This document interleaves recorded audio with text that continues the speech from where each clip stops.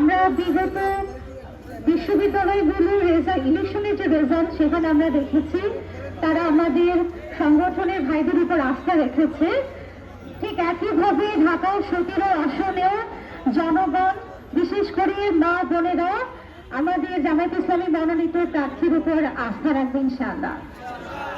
প্রার্থীর স্ত্রী হিসেবে এবং জামায়াত ইসলামীর একজন অন্যতম জনশক্তি হিসেবে আমি বিশেষ করে প্রধান উপদেষ্টার দৃষ্টি আকর্ষণ করছি।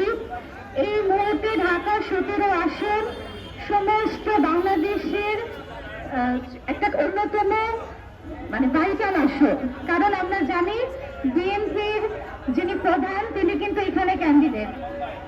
এই কারণে আসলে সমস্ত বিশ্বের দৃষ্টি, শুধু সমগ্র বাংলাদেশ না, সমগ্র বিশ্বের দৃষ্টি ঢাকা 17 আসনের দিকে। পাঞ্জাবের জগতে একটি বিশ্বস্ত নাম শাবাব এথনিক ওয়্যার। আমরা জানি প্রধান উপদেষ্টা, মাননীয় প্রধান উপদেষ্টা আপনি নিজেও ঢাকা 17 আসনের ভোটার। সেই হিসেবে আমি আপনার প্রতি বিনীত অনুরোধ করব, আপনি অত্যন্ত সুষ্ঠুভাবে এতদিন দেশের রাষ্ট্রীয় কার্য পরিচালনা করেছেন, এই ইলেকশনটা আপনি ইনশাআল্লাহ সুষ্ঠুভাবে সম্পাদন করবেন।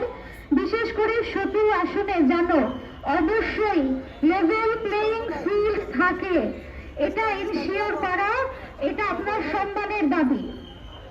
আমি প্রধান উপদেষ্টাকে রিকোয়েস্ট করব যে আমাদের আসলে অবশ্যই যেন লেভেল প্লেইং ফিল্ড থাকে, সুষ্ঠুভাবে নির্বাচন হয়, প্রতিটা কেন্দ্রে যেন ভোটাররা নিশ্চিন্তে ভোট দিতে পারে।